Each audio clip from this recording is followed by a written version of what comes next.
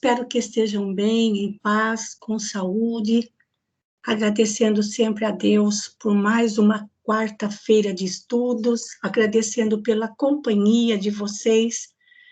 Para mim, é gostoso saber, ao longo do dia, é gostoso saber, pensar, lembrar que à noite nós estaremos juntos, mesmo que seja virtualmente. Já nos habituamos tanto a isso, que quando não temos alguma atividade à noite, dá aquela sensação de que está faltando alguma coisa. E no caso, faltam os estudos e falta a companhia de vocês. Nós estamos no nosso 24º encontro, aliás, o nosso 24º estudo do livro Paulo e Estevão, mas com a nossa turma de quarta-feira, esta é a nossa 49ª quarta-feira, ou seja, ao longo de todo o ano, acredito que não perdemos nenhuma quarta-feira. Então, nós temos muito a agradecer a Deus por tantas oportunidades de estudo que Ele nos tem proporcionado ao longo de mais este ano. Para iniciarmos as atividades desta noite, a prece de abertura fica por conta do Albertinho. Por favor, Albertinho. Boa noite a todos. Boa noite. Queridos irmãos, estejamos todos com Deus. Vamos elevar nossos pensamentos às altas esferas espirituais, para recebermos a bênção do nosso querido arquiteto do universo, e que o querido Jesus nos inspire, junto com a leitura dos textos desta noite, que são textos que trazem, apesar da história sofrida, mas trazem a essência do amor do nosso querido Jesus. Então, queridos irmãos, vamos absorver esse amor para que nós possamos, no nosso dia a dia, podermos compartilhar esse amor com todos os nossos entes queridos e com aqueles com quem mantivermos contato. Obrigado, querido Deus, que assim seja, graças a Deus. Muito bem, eu vou sair então aqui do PowerPoint e vou naquele vai e vem, porque vou trocar de tipo de tela. Então, já abrindo então o texto do livro, nós estamos quase terminando o capítulo 7. Nós paramos nesses trechinhos aqui. Então, para quem perdeu alguma leitura, é mais fácil procurar de trás para frente, do capítulo 8 para trás, porque realmente falta muito pouco para terminarmos esse capítulo 7, cujo título é As Primeiras Perseguições. Nós paramos ou melhor, Saulo passou a coordenar a perseguição aos cristãos. Não precisava nem ser cristão declarado, podia ser somente simpatizante ou apenas ter ido até a casa do caminho, buscar algum remédio, buscar algum auxílio para um ente querido em sofrimento, que é o caso de uma mulher que foi que os assalariados, né, os guardas assalariados por Saulo, barraram uma mulher que tinha ido à casa do caminho e naquele interrogatório, ela ficou ali com medo de dizer que era cristã e disse que tinha ido apenas buscar um remédio para o filho doente. E mesmo assim, ela ainda acabou levando algumas pancadas antes de voltar para casa. Então, o que acontecia também era o seguinte, algo bastante comum na época. Os guardas ou os assalariados ou aqueles que iam atrás dos cristãos para prendê-los, acabavam exercendo uma autoridade por conta própria, além daquilo que lhes era dado fazer. Como os romanos também, até no começo desse livro, quando nós vimos que o pai de Gesiel apanhou por não cumprimentar e depois apanhou por ter cumprimentado os guardas romanos. Quer dizer, por eles próprios, eles acabavam, como diz, aumentando a crueldade, aumentando os castigos naqueles que eles estavam perseguindo ou sobre aqueles a quem eles estavam perseguindo ou vigiando. E bastava ter alguma simpatia pelo movimento cristão, pela Casa do Caminho, qualquer coisa que seja envolvendo o nome de Jesus, já era o bastante para que esses guardas assalariados por Paulo acabassem exercendo uma crueldade acima daquela que eles estavam investidos, né? E daqui para frente é onde nós paramos para ver, talvez a gente consiga terminar esse capítulo hoje. Então, continuando as leituras, agora é a vez do Murilo. Oi, boa noite a todos. Boa noite. Então, continuando. E era inútil resistir. Naquele tribunal singular, por longos dias seguidos, verificaram-se punições de toda espécie. Das respostas do querelado dependiam o encarceramento, os açoites, o chanfalho, as bastonadas, as macerações e os apupos.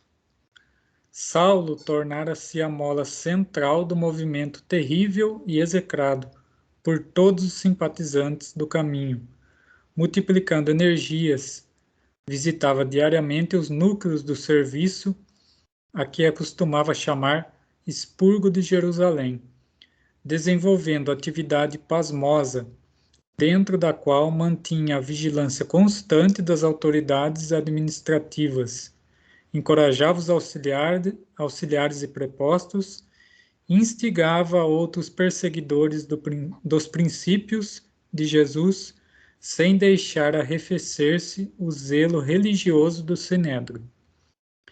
Dentro de uma semana, após as prisões efetuadas na Igreja Modesta, realizava-se a memorável sessão em que Pedro, João e Filipe deveriam ser julgados. A assembleia excepcional despertara a maior curiosidade. Lá se congregavam todas as personalidades eminentes do farisaísmo dominante. Gamaliel compareceu, dando mostras de profundo abatimento. De modo geral, comentava-se a atitude dos mendigos, que, não obtendo permissão de ingresso, aglomeravam-se em longas filas na grande praça e protestavam em atorante vozerio. Debalde aplicavam-se-lhes bastonadas à torta e à direito, porque a turba de miseráveis assumira proporções nunca vistas. O quadro era curioso e alarmante. Tomar providências para correr com a massa parecia tarefa impossível. Os peregrinos e os doentes contavam-se por centenas numerosas. Era inútil reprimir os pontos isolados, o que somente vinha agravar a revolta e desesperação de muitos. Em altos brados, reclamavam a liberdade de Simão Pedro. Exigiam em tumulto a libertação, como se exigissem um legado de seu legítimo direito. No salão nobre, não só os assistentes comentavam o fato, mas também os juízes não dissimulavam profunda impressão. O próprio Anás contava o assédio de que vinha sendo objeto por parte dos favorecidos de Jerusalém. Alexandre alegava que à sua residência fluíram centenas de aflitos e solicitaram-lhes os bons ofícios a favor dos prisioneiros. Saulo, de vez em quando, respondia a um que outro com rápidos monossílabos. Sua fisionomia carregada traduzia propósitos inferiores relativamente ao destino dos apóstolos da Boa Nova, que lá estavam à sua frente, no fundo da sala, humildes, serenos, no banco dos criminosos comuns. Se quiser fazer algum comentário, viu, Murilo? Afinal de trechinho, fica à vontade.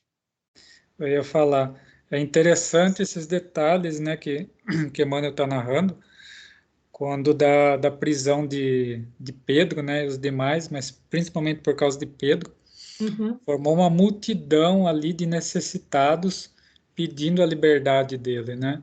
Sim. Isso é algo impressionante, né? Pessoas doentes, pessoas ali que até então não tinham coragem, né, de levantar a voz para nada, porque eram tão espezinhadas, né? Sim. E jamais ousariam fazer isso. E, no entanto, a gota d'água foi prenderem, né, justamente Simão Pedro. E foram não só ali na frente, né, do Sinédrio, pedir a liberdade dele, mas também foram atrás dos fariseus, que Isso. tinham o poder de libertar ele, né? É muito curioso isso. Lembrando, pode falar. Não, pode falar. É que Anás era sogro de Caifás. Né? Lembrando que Jesus passou pelos dois, né? Antes de ser condenado. Então, eles ainda estavam ali no meio da classe, da dominância religiosa, né? do judaísmo. E é interessante que isso chamou muita atenção, né? Porque nunca tinha se visto algo assim, né? Sim. Os excluídos se unirem e clamarem para libertar alguém, né?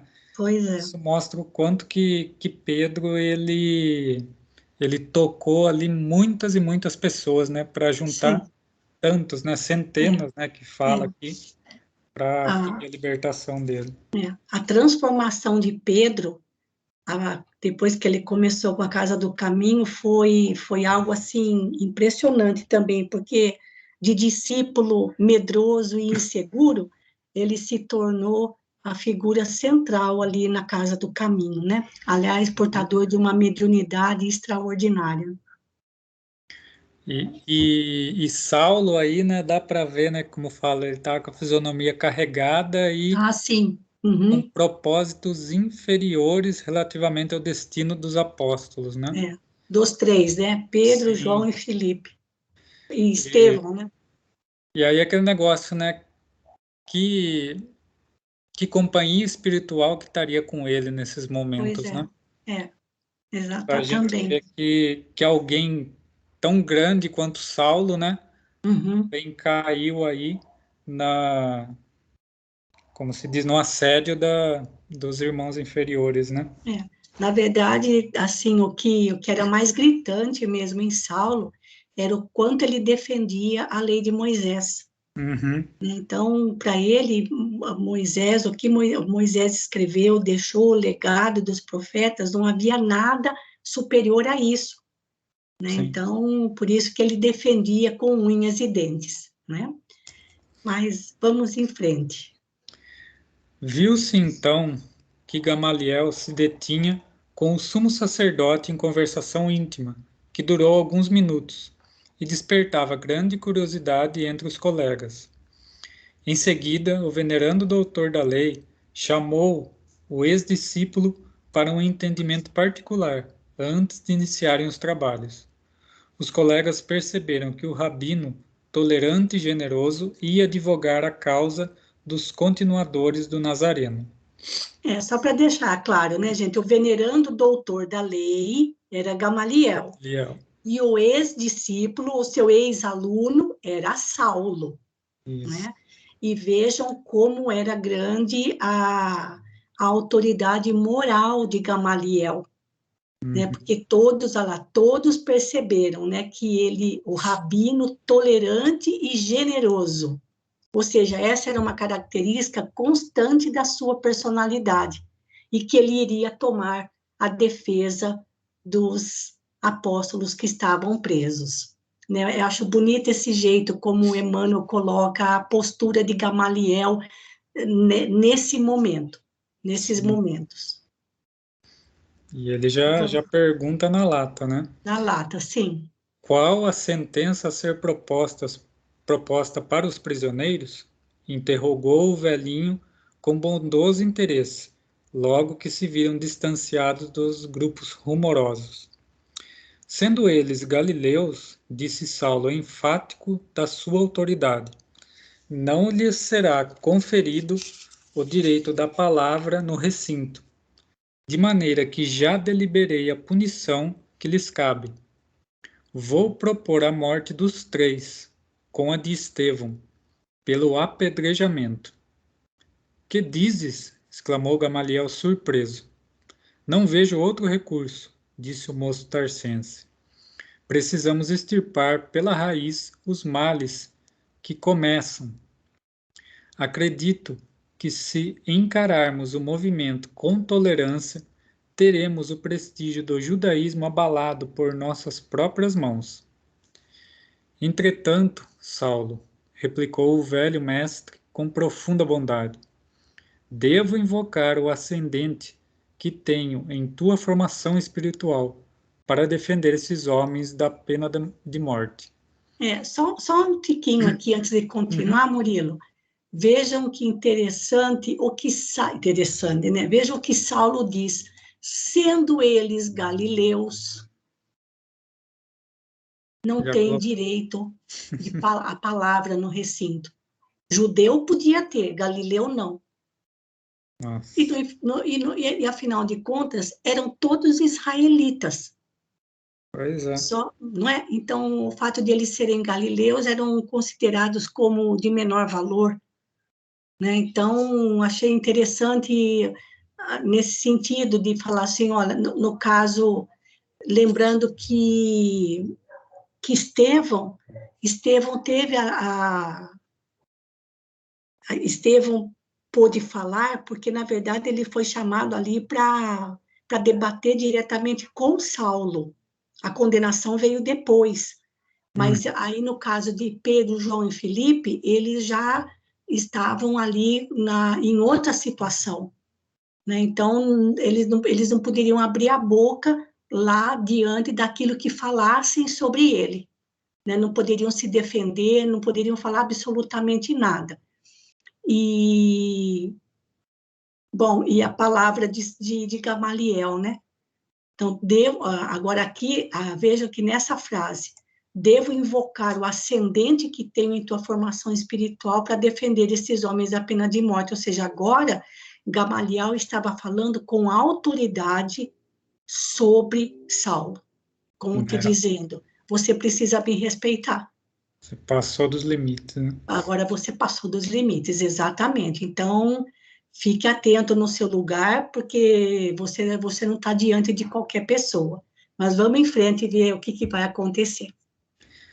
O moço caprichoso fez-se lívido. Não se habituara a transigir nos seus conceitos e decisões. Sua vontade era sempre tirânica e inflexível. Mas Gamaliel fora de todos os tempos o seu melhor amigo. Aquelas mãos rugosas lhe haviam ministrado os exemplos mais santos. Delas recebera vasto potencial de socorro em todos os dias da vida. Compreendeu que defrontava um obstáculo poderoso na consecução integral de seus desejos.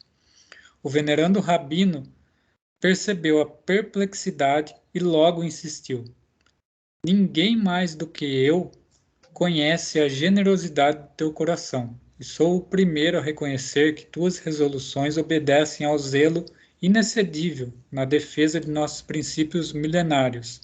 Mas o caminho, Saulo, parece ter uma grande finalidade na renovação dos nossos valores humanos e religiosos. Quem entre nós se havia lembrado de amparar os infortunados com o provimento de um lar afetuoso e fraterno? antes da tua diligência corretiva, visitei essa instituição singela e pude confortar-me na observação do seu excelente programa.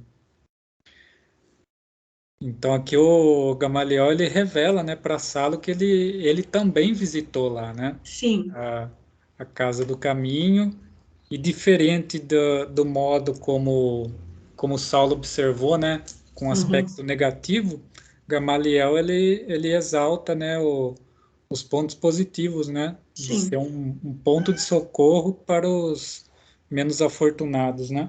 É bonito isso daqui também, né, Murilo? Olha, né, eles não estavam discutindo a questão de Jesus, não estavam discutindo a doutrina, mas ele estava colocando a questão da ação, ou Sim. seja, a ação desenvolvida na Casa do Caminho por aqueles homens, por todas aquelas pessoas, parece ter uma grande finalidade na renovação dos nossos valores humanos e religiosos. Então, aí ele pergunta, como é que nunca pensamos em fazer alguma coisa para amparar os infortunados?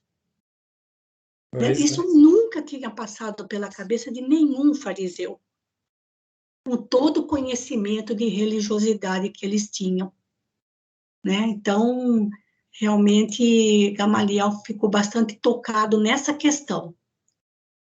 Mas vamos em frente.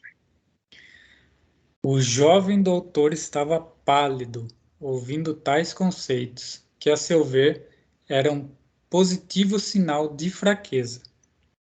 Mas será possível, disse admirado, que também vós tenhais lido o Evangelho dos Galileus? Estou a lê-lo, confirmou Gamaliel sem titubear, e pretendo meditar mais demoradamente os fenômenos que ocorrem em nosso tempo. Presinto grandes transformações em toda parte. Tenciono retirar-me da vida pública em breves dias, a fim de tomar o caminho do deserto. É claro, porém, que essas minhas palavras devem ser guardadas por ti, em penhor de mútua confiança. Sumamente impressionado, o moço de Tarso não sabia o que responder. Presumia o mestre respeitável, mentalmente prejudicado por excesso de lucubrações. O mestre, porém, como se lhe adivinhasse o pensamento, acrescentou: não me suponhas mentalmente debilitado. Nossa Senhora! Quer dizer, ele conhecia Saulo de cabo a rabo, né? Nossa, Já mas sabia o que ia passar na sem cabeça dúvida, dele. Não sem deu dúvida. brecha, né? Sim. Impressionante, né? Isso mostra a afinidade, né? O carinho que Pois é. Gamaliel tinha por Saulo, né? Pois é, conheci acho que desde jovenzinho, né? Desde Sim, mocinho, né? sim. A velhice no corpo não me apagou a capacidade de pensar e discernir por mim mesmo. Compreendo o escândalo que se levantaria em Jerusalém se um rabino do Sinédrio modificasse publicamente as convicções mais íntimas. Mas é preciso convir que estou falando a um filho espiritual. Nossa. E expondo sinceramente o meu ponto de vista, faço-o tão só para defender homens generosos e justos de uma sentença iníqua e indevida. Vossa revelação, exclamou Saulo de Roldão, decepciona-me profundamente. Conheces-me de menino e sabes que o homem sincero não se poderá preocupar com os que o elogiem ou lamentem no cumprimento de um sagrado dever. Nossa. Então, Saulo, acho que é a primeira vez na vida dele que ele confrontou o mestre dele, né? Sim, mas mesmo assim não abaixa o orgulho, né, Murilo? Sim, Porque ele não quis assim, conhecer mais profundamente ali o coração de Gamaliel naquele momento, né? Mas a resposta de Gamaliel, mais uma vez ali, tentava colocar Saulo no seu devido lugar, né? Como que dizendo, eu não estou nem um pouco preocupado com aqueles que me elogiem ou aqueles que me criticam, se eu estiver cumprindo um sagrado dever. e o Sim. sagrado dever que a consciência ali a consciência de Gamaliel, como um homem justo e nobre, lhe impunha o dever de defender Pedro, João e Filipe, Sim. não é? Então, E ele deixa claro, né, quando ele termina na fala dele, que são homens generosos, ele estava para sim, defender homens sim, generosos de uma sentença iníqua e indevida, né? Ou seja, ele exatamente. falou declaradamente que Saulo ele estava fazendo algo injusto, né? Exatamente, mas para a gente ver assim, quando a pessoa está cega na sua convicção, é muito difícil fazer com que ela mude, para que ela mude de pensamento, de raciocínio, de postura. Você veja, Sim, nem mesmo Gamaliel, né, que tanta afinidade, conhecia tão bem Saulo, e Saulo lhe era tão devedor na sua formação espiritual, Saulo não conseguiu, assim, respeitar essa amizade e essa afinidade espiritual entre os dois, de tão cego que ele estava, sim, pela sua obstinação de defender Moisés, né? E lei, as leis da Torá. pois é. Mas, mas, assim, tudo isso, gente, como já comentamos antes, é importante tudo isso que Emmanuel está descrevendo para nós, né, que a gente fica assim até meio assim meio de bronca com Saulo, né? A gente fica meio bronqueado com a postura dura dele. Mas tudo isso é necessário para a gente ter uma dimensão do que vai acontecer depois, né? Sim. Assim como já havia acontecido com Pedro, que como discípulo era inseguro, medroso, falava sem pensar, né? Era muita emoção, e agora, como apóstolo, ele já era um homem completamente diferente, né? E seguro de si. Mas vamos em frente mais um pouquinho. E imprimindo carinhoso acento à voz, acentuava solícito: não me faças ir contigo, nessa assembleia, aos debates públicos, escandalosos e atentatórios da feição amorosa, que toda verdade deve trazer consigo. Libertarás estes homens em atenção ao nosso passado de mútuo entendimento. É só o que te peço. Deixa-os em paz, por amor aos nossos laços afetivos. Daqui a alguns dias não precisarás conceder mais coisa alguma ao velho mestre. Serás meu substituto nesse cenáculo, porquanto tenciono abandonar a cidade em breves dias. Gente, Gamaliel, ele literalmente colocou ele contra a parede, né? Falou, sim, olha, atende aqui, né, por amor que você tem a mim, né, o seu mestre, sim, libertando esses homens. E sim. depois, né, depois você faz o que você quiser, que eu vou deixar a cidade e aí você tá por conta. Você vai assumir o cargo que tanto desejou, né? E assim, olha que ele não queria assistir aquele bate-boca, né, que ia ter, Uhum. assim, debates, assim, calorosos ali Sim. junto com os três apóstolos na frente de Saulo. E olha o que ele fala aqui, gente, da feição amorosa que toda verdade deve trazer consigo.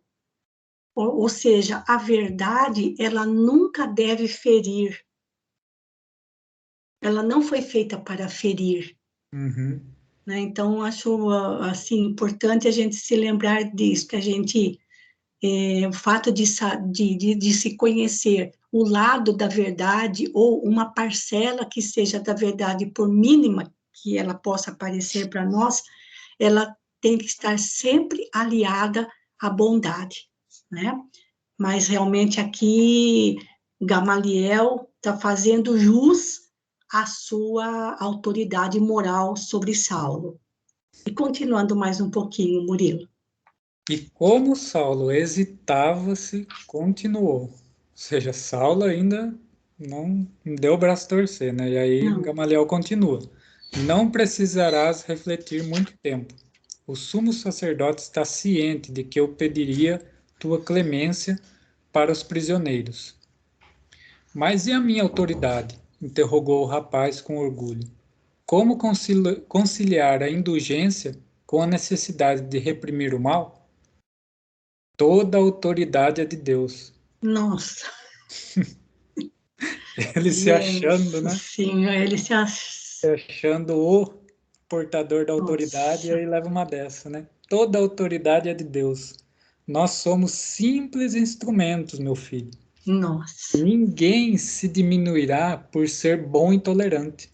Nossa, gente, quem tem o livro, ó, põe assim uma caneta amarelinha, faz um destaque, faz uns enfeitinhos ali do lado, para destacar essas palavras. Gente do céu, que coisa maravilhosa. Ninguém se diminuirá por ser bom e tolerante. Nossa Senhora, esse Gamaliel é demais. Pode continuar, Murilo. Quanto à providência mais digna cabível no caso, é conceder liberdade a todos eles. Todos? Perguntou Saulo num gesto de grande admiração. Como não? Confirmou o venerável doutor da lei.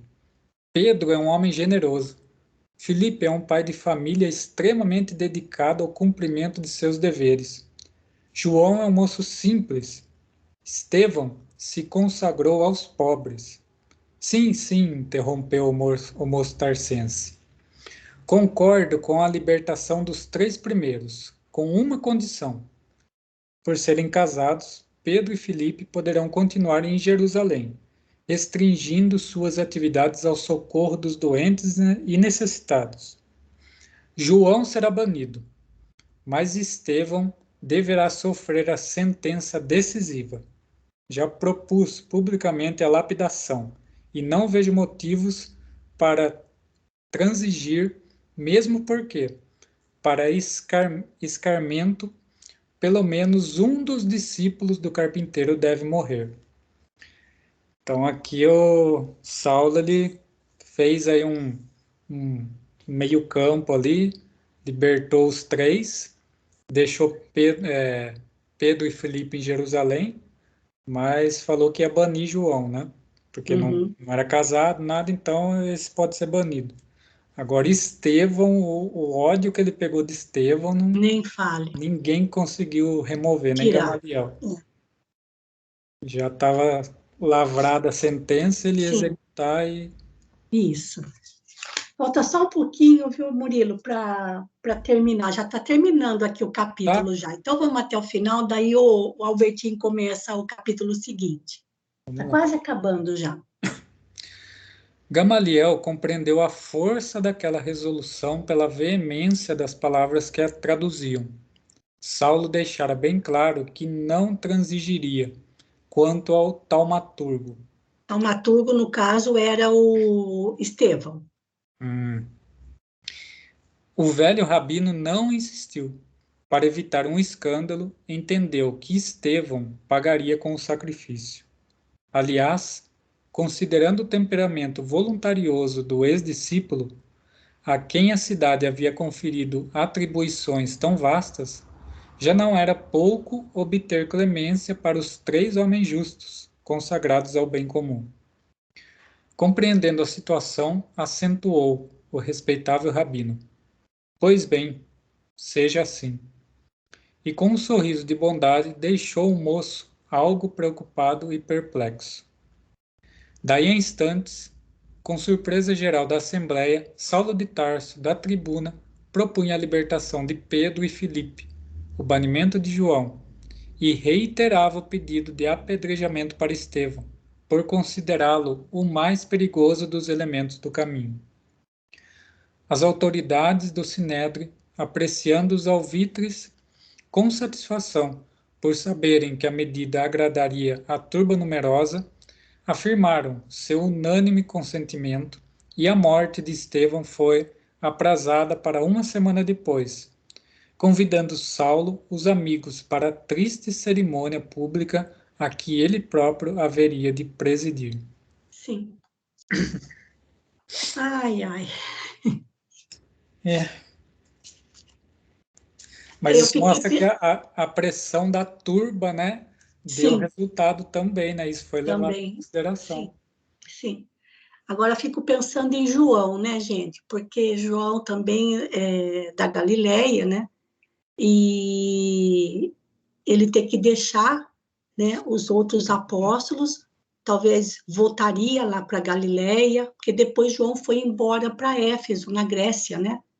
Na época das perseguições, ele aos cristãos, e o momento em que ele acaba se separando dos demais apóstolos.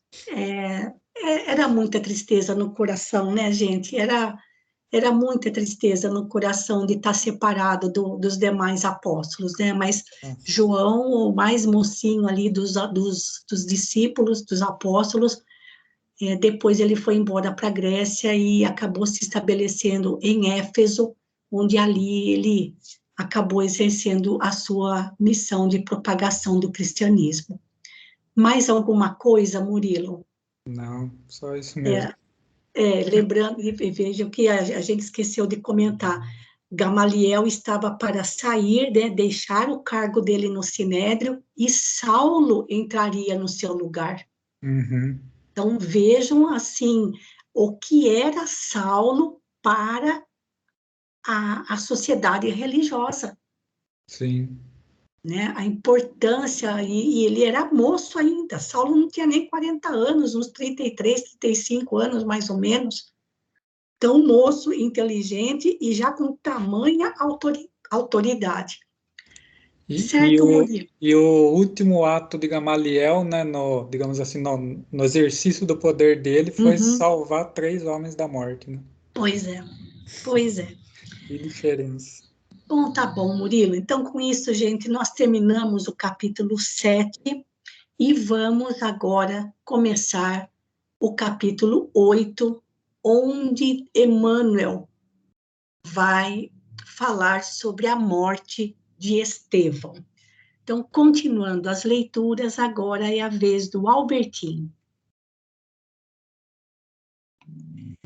Apesar das atividades intensas, o moço de Tarso não deixara de comparecer pontualmente em casa de Zacarias, onde, no coração de Abigail, encontrava o necessário repouso.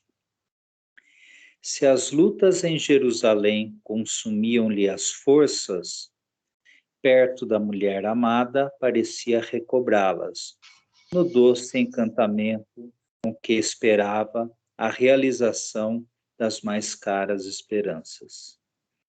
Tinha a impressão de que o mundo era um campo de batalha, no qual lhe cabia combater pela lei de Deus.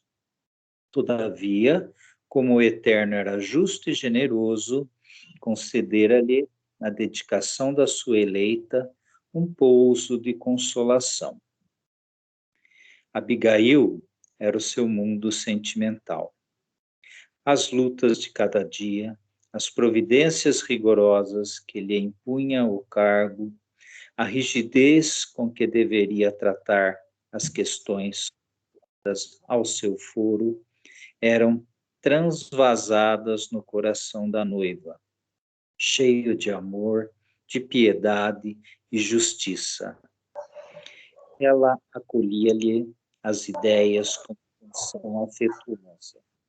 Parecia temperá-las na ternura da alma fraterna, restituindo-as ao noivo amado em forma de sugestões carinhosas e justas. Saulo habituara-se a esse precioso intercâmbio de cada dia. Quando lhe faltavam ao coração os brandos consolos da estrada de Jope, sentia-se perturbado pelos próprios sentimentos enérgicos e impulsivos.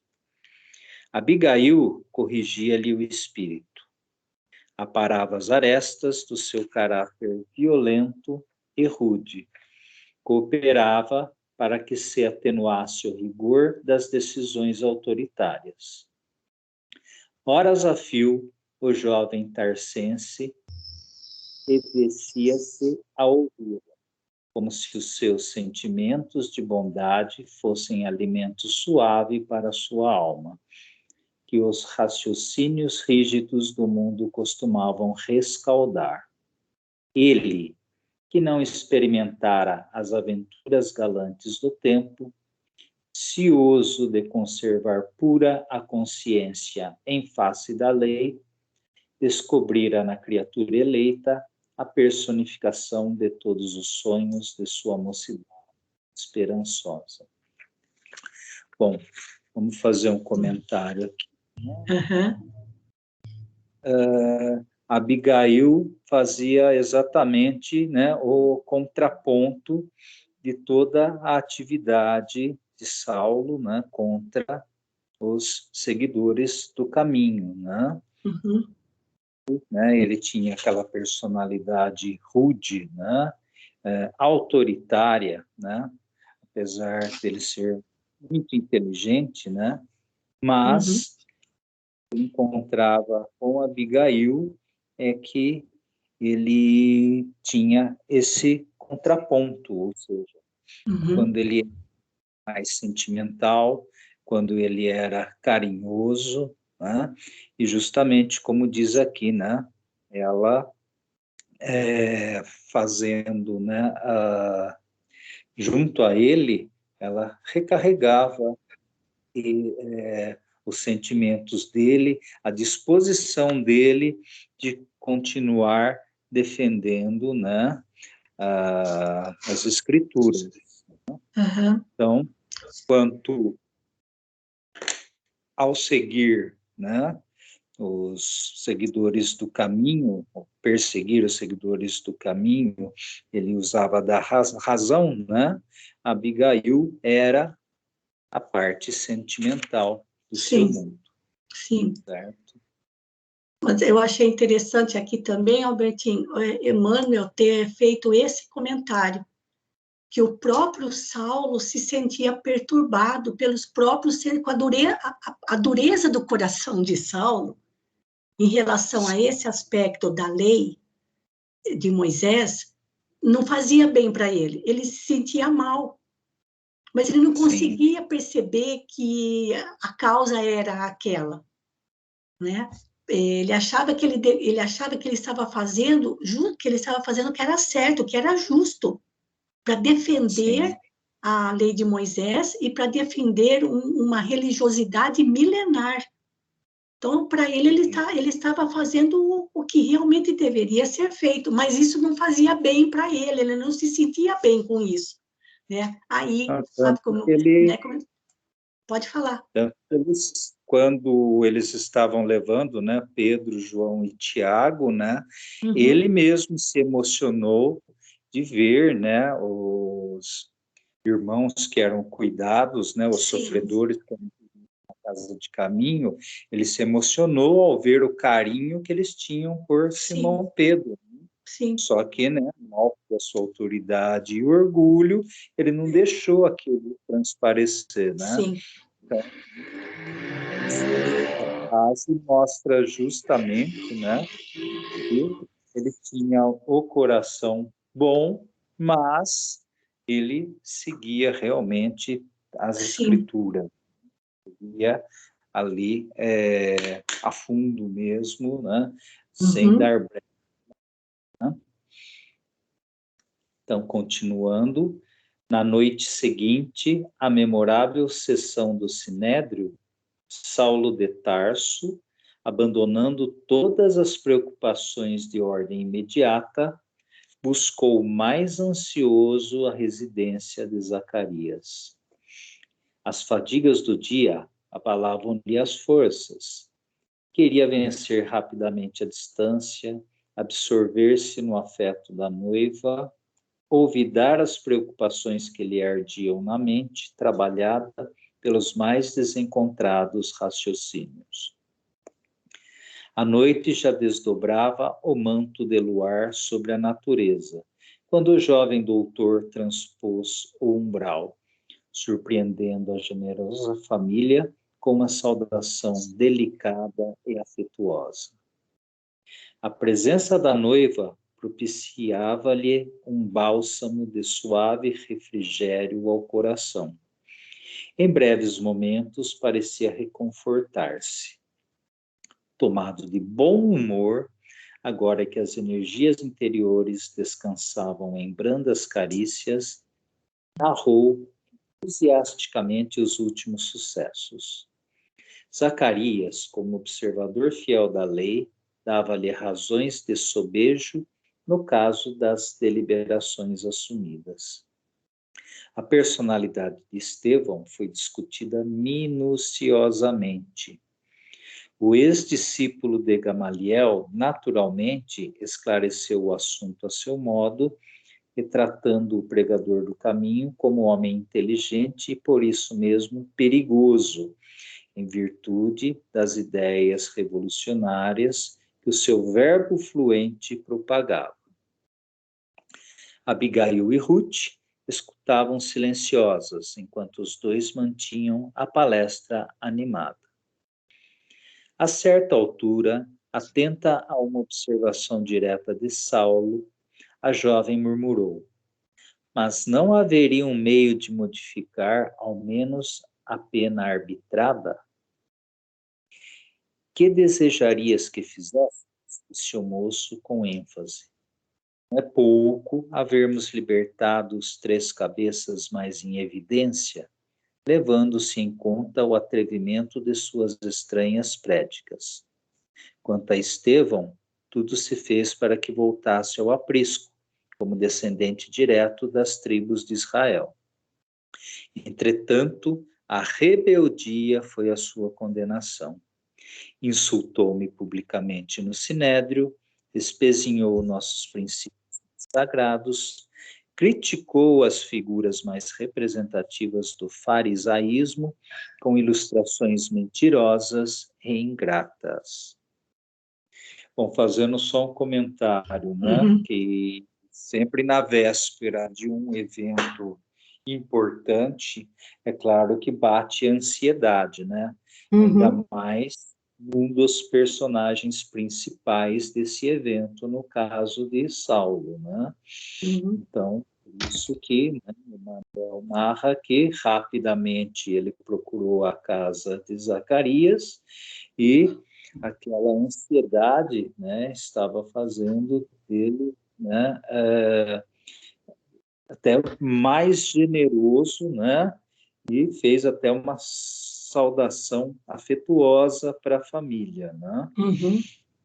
E é claro, né, que o assunto, como não saía da cabeça, ele começou a conversar sobre o evento do dia seguinte com Zacarias, né? E como eles conversaram detalhadamente, é claro que o assunto foi parar em Estevão, né? E, né, a gente vê, né,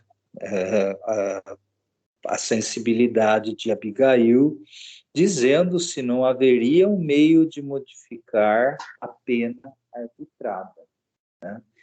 Foi aí que ele, né, mostrou todo o orgulho que ainda fazia parte da sua personalidade, né? Porque tudo isso que ele disse nesse parágrafo foi mais porque o orgulho foi ferido, porque Estevão não só debateu com ele, mas debateu com argumentos que ele ficou sem respostas para os argumentos de Estevão, porque eram argumentos sólidos, né? Então, a partir do momento que ele disse que Estevão espezinhou nossos princípios mais sagrados, criticou as figuras mais representativas do farisaísmo, né, com ilustrações e ingratas, né? Isso foi mais o quê? Era o orgulho ferido de quem não tinha argumento contra as verdades que Estevão estava colocando. E concluía: de mim para comigo estou satisfeito. Considero o apedrejamento esperado um dos feitos de mais importância para o futuro de minha carreira. atestará meu zelo na defesa do nosso patrimônio mais estimável. Precisamos considerar que Israel, nos dias mais sombrios, preferiu a emancipação religiosa à independência política. Poderíamos, porventura, expor nossos valores morais mais preciosos à influência deprimente de um aventureiro qualquer? O jovem procurou mudar o curso da conversação, enquanto Ruth mandava servir uma taça de vinho reconfortante. Só uma questão aqui, Albertinho. Vejam isso aqui, ó. Precisamos considerar que Israel, nos dias mais sombrios, preferiu a emancipação religiosa à independência política. Ou seja, ao invés de eles se enveredarem para...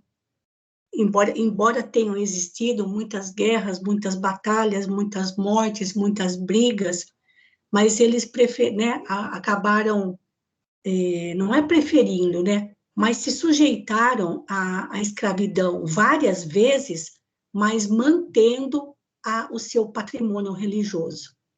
Que o de mais sagrado que existia para eles era o seu patrimônio religioso, acima do político. E isso foi o que aconteceu ao longo dos séculos, como a gente já comentou anteriormente. O patrimônio religioso dos judeus estava acima de tudo para eles. Então, tudo bem, a gente vai ser escravo de novo? Vamos ser escravo de novo, mas a gente vai manter o nosso patrimônio religioso. Ao invés de ficar brigando, e era o que continuava acontecendo, ao invés de entrarem numa briga ferrenha e numa batalha interminável perante os romanos, e no fim eles acabariam sendo trucidados pelos romanos em pouco tempo, eles se sujeitavam, mas ninguém mexia no patrimônio religioso deles. Por isso que as coisas estavam assim, caminhando meio assim, sob panos quentes, mas na parte política os romanos que tratavam do assunto, na parte religiosa eram os judeus que tratavam e um tentava não mexer no campo do outro. Essa questão do patrimônio religioso era o que havia de mais sagrado para os judeus. Tá? É importante essa colocação, essa lembrança aqui que Emmanuel registrou para nós. E acho que dá para ler mais um pouquinho, para terminar esse trechinho aqui. Aliás, gente, olha, como Saulo foi infeliz nesse trechinho, né? Ou seja, o futuro da carreira dele ia ser sedimentado em cima de uma morte. Ele ia ocupar o lugar de Gamaliel e a importância da sua carreira estaria assentada sobre a morte de um judeu, né? De um israelita. Enfim, nesses momentos, realmente, Saulo parecia bastante perdido, realmente, perante a sua própria dureza de coração. Então, vamos em frente mais um pouquinho, Albertinho, que dá para terminar mais esse parágrafo ainda. Certo. Antes de partir, o moço tarcense convidou a noiva ao passeio habitual. Nessa noite, a natureza parecia enfeitar-se de maravilhas. O luar, que destacava todas as flores, com tons pálidos, estava saturado de perfumes deliciosos. Os dois, de mãos enlaçadas, no banco rústico, contemplavam o quadro embevecidamente. Saulo experimentava suave conforto, desafogava-se. Se Jerusalém lhe obscurecia a mente num torvelinho de preocupações, aquela mansão singela da estrada de Jope parecia descarregá-lo de todos os desgostos, prodigalizando-lhe ao espírito enorme potencial de consolação. Agora, minha querida, tudo está pronto, dizia solícito. De hoje a 6 dias, Dalila virá buscar-te pessoalmente. Conhecerás a cidade e os meus amigos honrarão em tua alma generosa a minha feliz escolha. Estás satisfeita? Só lembrando que Dalila era a irmã de Saulo. Isso. Muito, murmurava ela com ternura. Já organizamos vasto programa recreativo. Quero levar-te a Jericó, onde pessoas de nossas relações nos esperam com imensa alegria. Em Jerusalém, far-te-ei conhecer todos os edifícios mais importantes. Ficarás deslumbrada com o templo e com os tesouros ali encerrados pela dedicação religiosa de nossa raça. Verás a Torre dos Romanos. Meus conterrâneos que frequentam a sinagoga dos Cilícios querem oferecer-te valioso mimo. Abigail extasiava-se ouvindo-o discorrer.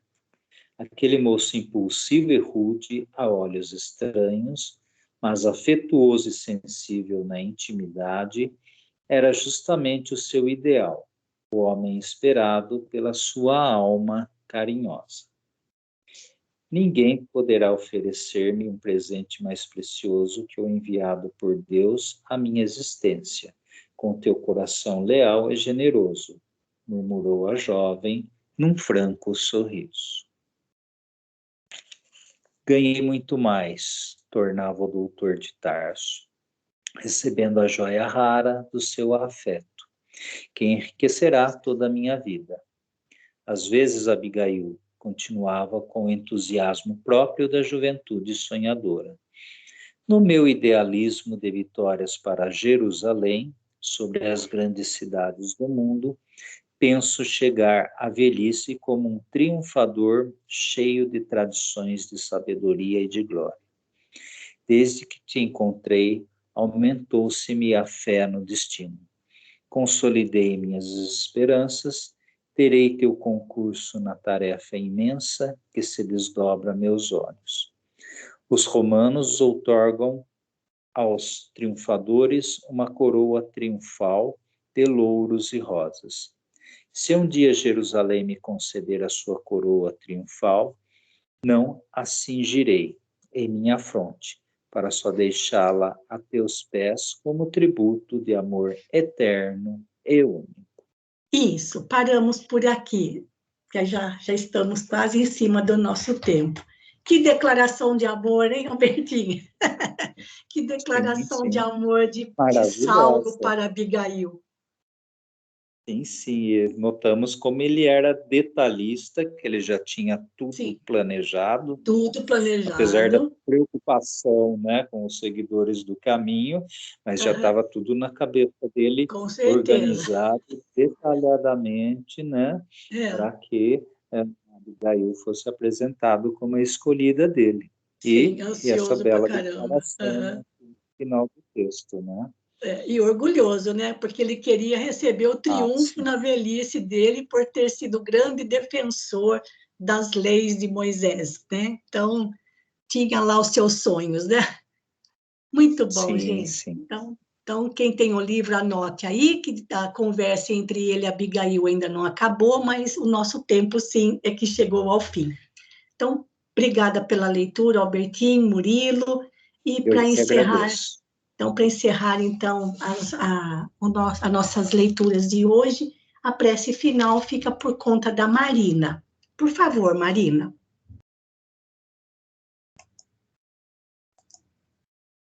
Então, vamos elevar nosso pensamento a Deus, agradecer mais uma vez essa oportunidade de estarmos reunidos, tantos ensinamentos que aprendemos hoje. Que Deus continue conosco, bons amigos também permaneçam conosco. E até a próxima. Assim seja, graças a Deus. Então, mais uma vez, muito obrigada pela companhia de vocês. e desejo a todos uma boa noite, um bom descanso. E olha, pessoal, nós não vamos parar. A turma de quarta-feira continua no dia 22 e no dia 29.